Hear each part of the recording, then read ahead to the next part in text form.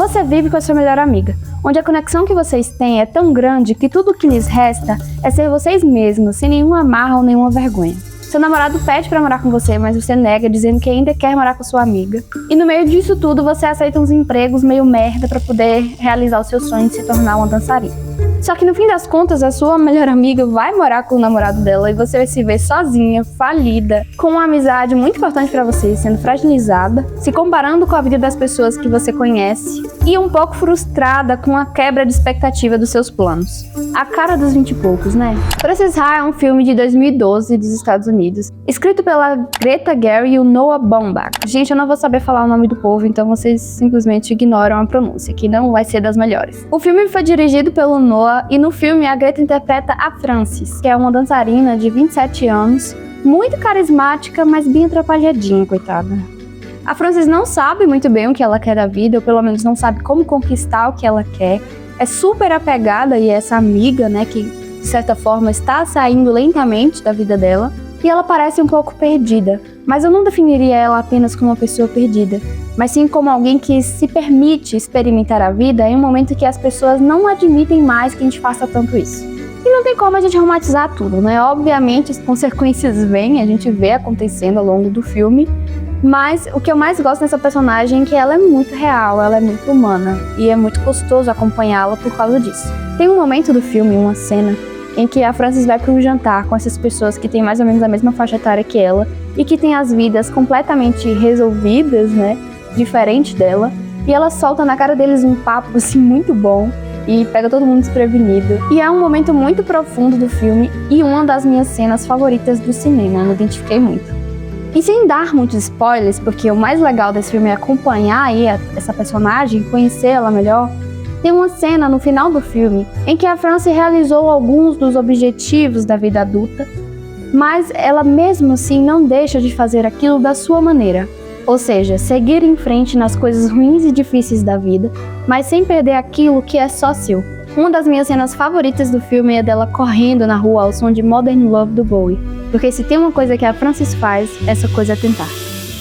Só quem tem 20 e poucos anos sabe a confusão que é na nossa cabeça durante esse período. Todo mundo já sabe que o nosso córtex pré-frontal só está completamente desenvolvido quando a gente completa 25 anos. Então, literalmente, a parte do nosso cérebro que é responsável por controle cognitivo, tomada de decisões, comportamento social e regulação emocional só fica pronto depois de muito tempo que você já está vivendo. É a receita perfeita para ficar deitado na cama antes de dormir pensando o que eu tô fazendo com a minha vida. E além disso, tem muita coisa que a gente tem que fazer ao mesmo tempo, né? Trabalho, vida social, sonhos, terapia, ter saúde mental um dia, ver a família, virar um milionário antes dos 30 e às vezes não ter tanto orgulho assim do que você tá se tornando. Baixei o clima, né? É por isso que eu trago pra vocês hoje 4 filmes que você precisa assistir enquanto tem 20 e poucos anos. Esses filmes podem te ajudar a perceber que você não tá sozinho nessa e nem que é um fracassado, ansioso, enfim, calma, vai dar tudo certo, eu prometo. Mas antes, já se inscreve no canal e deixa o seu like porque eu sou muito legal e mereço. Já que estávamos falando sobre a Greta, vamos pro próximo filme, Adoráveis Mulheres. É um filme estadunidense de 2019, escrito e dirigido pela Greta e o meu favorito dela, o que eu mais gosto. E esse filme é simplesmente a sétima adaptação no cinema, do livro Little Womans, ou Mulherzinhas, da escritora Louisa May Alcott. Gente, eu não sei. Olha, eu sou péssimo pra pronunciar nome em inglês. Tipo assim, que nome é esse que esse povo coloca? Pelo amor de Deus. E assim como muita gente, eu amo a adaptação de 94, mas eu acho que essa de 2019 conseguiu conquistar ainda mais o meu coração. Entre seus inúmeros prêmios, o filme foi indicado a 6 Oscars, incluindo melhor filme, melhor atriz e melhor atriz coadjuvante, mas ele ganhou aí por melhor figurino. A história do livro é muito boa e atemporal, e eu vou explicar pra vocês o porquê a partir do filme que eu escolhi falar aqui. Adoráveis Mulheres conta a história dessas 4 irmãs, a Jo, a Meg, a Amy e a Beth. A Jo é interpretada pela Saoirse Ronan, que a gente vai chamar de Sassá, porque obviamente eu não sei falar esse nome, como a gente já sabe, esse é meu ponto fraco.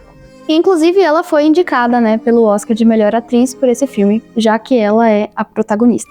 Apesar do filme ter inúmeros personagens muito bons, a Jo é a minha personagem favorita e logo mais eu conto pra vocês o porquê.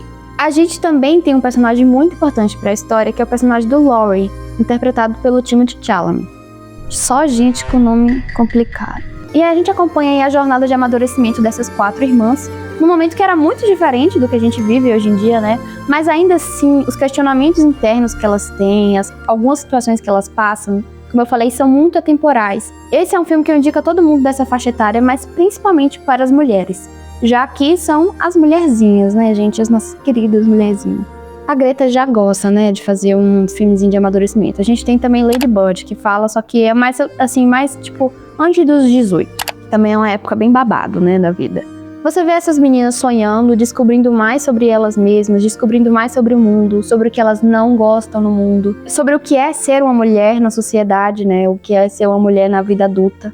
Você vê elas se desiludindo, crescendo e percebendo que na vida adulta muitas coisas são muito difíceis de lidar. E muito inevitáveis também. Não importa, inclusive, qual caminho você escolheu, porque cada uma delas segue um rumo diferente por serem pessoas diferentes, né? E elas vão tendo que lidar aí com essas coisas, porque a vida é isso mesmo, né, gente? Eu gosto porque a gente tem aí 4 personagens muito diferentes. Mas ao mesmo tempo que elas têm características marcantes, né? Cada uma tem ali uma característica marcante, elas também são multifacetadas, então as personagens não ficam presas ali àquela coisa genérica. Elas foram muito bem escritas e muito bem interpretadas no filme, então a Greta fez um ótimo trabalho e as atrizes também ao dar vida a essas personagens. Sobre a Jo, que eu falei pra vocês que é minha favorita, eu gosto particularmente dela porque eu me identifico muito com ela. A Jo é uma personagem que ela é muito espontânea, vou botar nesse lugar, assim. Quando eu era adolescente, eu era meio extrema com os meus pensamentos. Pra mim, as coisas funcionavam 8 ou 80. E eu vejo muito isso na Jo do início do filme. Ao mesmo tempo que eu tinha grandes planos pra mim e grandes frustrações sobre o mundo e a sociedade, em algum momento eu tive que crescer e perceber o que eu ia continuar carregando comigo e o que eu ia ter que aprender a equilibrar. Porque no final das contas, eu tava gritando tanto que as pessoas nem conseguiam prestar atenção no que de fato eu tava falando. Vocês conseguiram entender? Eu vejo nessa personagem esse desespero, que inclusive é muito comum entre os artistas, de querer lutar pelo que você é e pelo que você acredita. De querer deixar o mundo melhor, nem que seja, arranhando tudo. Isso é... Meu Deus, amiga. E isso é a cara da juventude, né? Porque quando a gente é jovem, além de ter muita energia, a gente também tem muitas certezas. Então se você tem alguma dúvida na vida, é só falar com um adolescente que com certeza ele vai saber.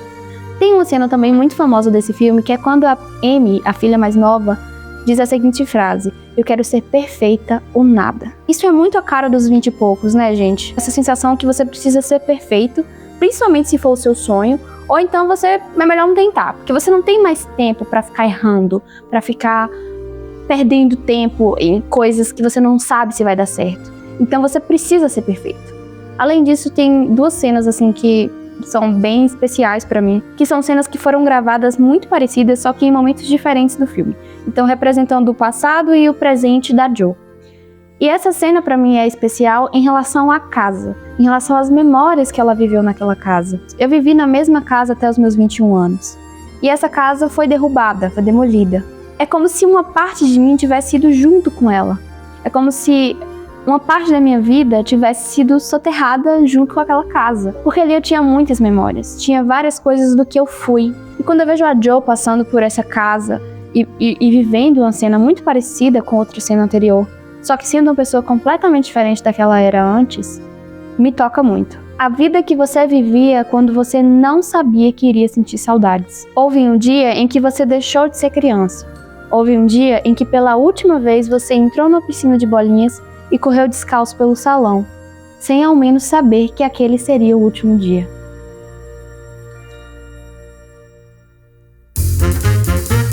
La La Land também é um filme estadunidense de 2016. E sim, é um musical. E pra quem não gosta de musical... Ô, Denise! Sai da live, filha. Ninguém chamou você aqui, caralho. Tá fazendo o que aqui? Mas sério, vocês realmente deveriam dar uma chance pra esse aqui. Ele foi escrito e dirigido pelo diretor Damien Chazelle, que é também o diretor de Whiplash e Babilônia. E em La La Land ele contou aí com a interpretação dos meus amores, o Ryan Gosling e a Emma Stone. La La Land é esse filme de terror psicológico que a gente fala que é romance. Ele foi indicado aí a 14 categorias no Oscar, se igualando ao Titanic no quesito de quantidade de premiações, né, de categorias indicadas. indicações, meu Deus, como eu sou burro. Mas ele ganhou 6, incluindo melhor diretor, melhor trilha sonora e melhor atriz. O filme conta a história de Mia e Sebastian. Ela, um aspirante à atriz fracassada, e ele, um pianista de jazz bastante excêntrico e também fracassado. E esse é um filme que fala muito sobre sonhos. Para além do romance que esse casal vive juntos, eles também dividem o objetivo de correr atrás dos seus sonhos, mesmo que no momento atual eles pareçam inalcançáveis ou até mesmo inadequados. E quando a gente é criança, a gente idealiza muito esses anos da nossa vida. Eu, pelo menos, achava que quando eu tivesse 25 anos, eu ia ter 3 casas, 4 carros e uma pele perfeita sem nenhuma espinha. Então é muito tempo planejando algo que não tem como você ter controle, mas mesmo assim você ainda pode sonhar.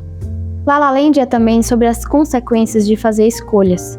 Aos 20, a gente precisa tomar muitas decisões. O que a gente vai fazer com a vida, quem são nossos amigos de verdade que a gente quer manter por perto, se a gente tem ou não grana para fazer terapia, quais coisas precisamos abrir mão, quais são os nossos limites e por quais sonhos a gente vai decidir lutar. E esse filme fala também daqueles momentos dolorosos em que você precisa abrir mão do seu sonho para poder pagar as contas. É doloroso e cansativo ter que se adaptar ao mundo real, ter que calar um lado seu, mesmo que por pouco tempo, ou, para a grande maioria, para sempre. Eu, por exemplo, em um momento muito sombrio ali do início dos meus 20 anos, desisti completamente dos meus sonhos, porque estava na pandemia, eu estava grávida, precisava de dinheiro, e a única opção que eu tinha de trabalhar com o cinema era nenhuma. Então eu fui por uma carreira totalmente diferente do que eu gostava, do que eu me identificava, para conseguir dinheiro. Porque no fim das contas eu precisava ser uma adulta e ser adulta é caro. Ainda bem, passou um tempo e eu tive a oportunidade de não desistir. E hoje eu consigo conciliar o trabalho que me dá dinheiro com o meu sonho. Inclusive, logo logo sai o meu primeiro filme, gente, que é Posso Perder os Beijos Mais Tristes Esta Noite. Um curta-metragem que conta a história aí de um casal que tem essa faixa etária dos 20 e poucos anos, e no filme eu falo um pouquinho disso também, dessa sensação sufocante de não saber o que você está fazendo com a própria vida. Mas voltando para as indicações, agora eu quero falar sobre o filme A Pior Pessoa do Mundo. É um filme norueguês de 2021 do diretor Joachim Trier. Joaquim, gente, Joca. Ele conta a história da Julie, uma mulher muito perdida, que não está satisfeita com nenhuma área da vida dela, seja carreira, vida amorosa, vida familiar, enfim. Mas ao mesmo tempo você vê ela se jogando em várias possibilidades diferentes. Tanto que já no começo do filme a gente vê uma Julie entrando em várias faculdades diferentes, em vários cursos diferentes e também em vários relacionamentos, no objetivo de talvez encontrar onde ela se encaixa melhor. E esse é um momento muito comum na vida de várias pessoas que se sentem perdidas de alguma forma. Você não sabe exatamente o que você quer, você não consegue se conectar com nada de fato. E desse jeito você vai tentando, até que parece tão exaustivo e parece que não tem nada nesse mundo feito pra você. Nada em que você se encaixe. Em grande parte do filme, a gente acompanha o relacionamento da Julie com o Axel, um cartunista e ilustrador muito mais velho que ela e muito mais bem-sucedido. Ele sabe exatamente o que ele quer pra vida dele. Ou seja, ele e a Julie estão em momentos completamente diferentes da vida. E essa é inclusive uma pauta recorrente do filme. Como a idade e momentos da vida fazem diferença para uma pessoa. E como isso pode impactar as suas relações. É nítido o quanto ela se sente compatível com várias situações que ela vive ali com ele, por conta da diferença de idade, da diferença, de pensamento. Inclusive, ela entra em debates aí internos e com ele também, às vezes, sobre filhos, carreira, relacionamentos sérios, fidelidade, entre outros. Eu gosto muito do título do filme, porque eu acho que aos 20 você em algum momento vai se sentir a pior pessoa do mundo, ou provavelmente a pior pessoa que você já conheceu. Você vê essa personagem que se sente muito perdida dentro da própria pele, e por consequência disso ela acaba machucando muito outras pessoas e ela mesma, principalmente ela mesma. É dilacerador ter que olhar pra dentro de si mesmo e não gostar do que vê. Me lembra muito uma frase que eu vi uma vez que é: os nossos 20 são como um funeral de todas as pessoas que a gente achou que iria ser. É assustador estar de verdade nesse mundo. Até então você tinha alguém que era responsável por você, seja seus pais, seus avós, seu tio, não sei. Tinha alguém que cuidava de você, que se responsabilizava por você de alguma forma. Mas chega um momento que, inclusive, muitos de nós ficamos loucos pra chegar logo quando a gente é adolescente, em que você precisa tomar as rédeas da própria vida. E é nesse momento, inclusive, que a gente consegue entender muito melhor os nossos pais, porque no fim das contas, tudo que eles são É adultos tentando viver a vida pela primeira vez. Tá todo mundo tentando viver a vida pela primeira vez. Eu vi esses dias num vídeo da Belly, do Depois que Parei Duas, ela falando sobre a questão da dificuldade da gente se conectar com os adultos e com principalmente os nossos adultos que são responsáveis por nós na adolescência. Basicamente, é uma questão evolutiva que a gente tem essa dificuldade de lidar com os nossos pais, que a gente tem essa necessidade de sair e viver o mundo da nossa maneira, viver a nossa vida como a gente quer. Porque se a gente não quisesse fazer isso, nós continuaríamos para sempre na casa dos nossos pais e assim a sociedade não ia continuar, a gente não ia procriar e não ia continuar o mundo. Então a gente precisa ter esse desejo de sair de casa e fazer do nosso jeito, tentar da nossa maneira. Quando eu crescer, eu vou fazer diferente. E aí a gente cresce e vê que as coisas são bem mais complicadas do que isso. Desde que eu completei 20 anos, meus aniversários não são mais do mesmo jeito. E apesar de 20 anos, 25 no caso, que é o que eu tenho agora, ser muito pouco, muitas vezes eu tenho uma sensação de urgência que é muito forte, como se eu não tivesse tempo nenhum. E eu vivo numa constante busca entre o equilíbrio de manter a minha personalidade e ainda ser uma adulta proativa num mundo extremamente ansioso. Mas eu não quero terminar esse vídeo assim. É muito chato ter 20 e poucos, tem muita coisa difícil, mas também é uma grande aventura. Nos primeiros 10 anos da sua vida, você era uma criança. Nos próximos 10 anos da sua vida, você era um adolescente descobrindo sobre o mundo e sobre quem você era. Agora, tudo que você está fazendo é muito novo. Eu sei que é muito assustador, mas... Welcome to the real world! It sucks! You're gonna love it. Esse foi o vídeo de hoje, eu espero muito que vocês tenham gostado. Eu amei falar sobre esse assunto. Eu gosto muito de falar sobre a crise dos 20 e poucos, porque ela já tá me acompanhando aí há 5 anos. E às vezes parece que não vai melhorar, às vezes parece que eu já resolvi. Mas enfim, são questões de ser um adulto no mundo pós-moderno. E esses filmes são muito bons de verdade, indico muito vocês assistirem. Eu tentei dar o mínimo de spoiler possível, então não vai atrapalhar a sua experiência, pode confiar. Além disso, se você gostou de mim, se você gosta dos meus vídeos, se inscreve no canal para ele não sumir aí no YouTube e você nunca mais me encontrar. Eu quero muito que você divida alguma coisa comigo aqui nos comentários. E se você tem uma indicação de outros filmes que sejam nessa temática, eu quero muito saber, porque eu adoro filme desse tipo. E é isso, gente. Um cheiro e até o próximo vídeo.